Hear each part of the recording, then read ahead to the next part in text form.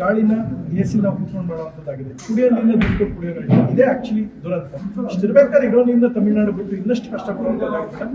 ಎಲ್ಲ ಒಳ್ಳೆ ತರಾಗಿ ಎಕ್ಸಸ್ ಆಗಿ ಮಳೆ ಬಂದು ಎಕ್ಸ್ಟ್ರಾ ಬಂದು ನಾವೇ ಖುಷಿ ಬಿಟ್ಕೊಡ್ತಾ ಇದ್ದೇವೆ. ಕಳೆದ ಕಟ್ಟಿಗೆ ಯಾವುದಕ್ಕೂ ನೀರ್ನ ಅಣೆಕಟ್ಟ ಕಟ್ಟಾಕೊಳ್ಳೋಕೆ ಒಂದು ಹಂತ ತಡಿಬೋದಷ್ಟೇ. ಎಕ್ಸಸ್ ಆಫ್ ನೀರ್ ಇದ್ರೆ ಯಾವುದೇ ಕಾರಣಕ್ಕೂ ಉಳಿಯಲ್ಲ, ಹೋಗೇ ಹೋಗುತ್ತೆ. ಬಟ್ ಬಲವಂತವಾಗಿ ತಗೊಳಕ್ ಹೋಗ್ಬೇಡಿ ವಿಜಯ್ ಅವರೇ ಅಂತ ನಾನು ನಿಮಗೆ ಹೇಳ್ತೀನಿ. ಸಿಎಂ ಆಗಿದ್ದೀರಾ ಸಂತೋಷ.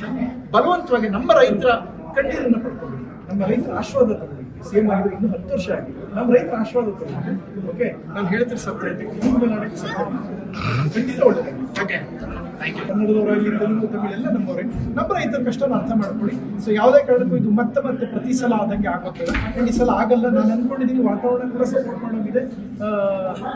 ಮಳೆ ಬರುತ್ತೆ ಅಂತ ಅನ್ಕೊಂಡಿದ್ದೀನಿ. ಎಲ್ಲ ಸಮಸ್ಯೆ ಸಾಲ್ವ್ ಆಗುತ್ತೆ. ನಮ್ಮ ರೈತರು ಚೆನ್ನಾಗಿರ್ಬೇಕಾದ್ರೆ ಮುಂದೆ ಯಾವುದಿಲ್ಲ. ಫಸ್ಟ್ ಟೈಮ್ ಇಂಡಿಯನ್, ಹಿಂದೂ, ಕನ್ನಡಿಗ, ರೈತರ ಮಗ, ಆಮೇಲೆ ನಾನೊಬ್ಬ ಬಿಗ್ ಬಾಸ್ ಹೀರೋ. ಫಸ್ಟ್ ನಾನೊಬ್ಬ ಇಂಡಿಯನ್, ಇದೆಲ್ಲ ಆದ್ಮೇಲೆ ಕನ್ನಡಿಗ ಅಲ್ವಾ. ಸೊ ನಮ್ಮ ಕನ್ನಡಿಗ ಅಂದ್ರೆ ನಮ್ಗೆಲ್ಲರೂ ನಾವೆಲ್ಲ ಒಂದೇ.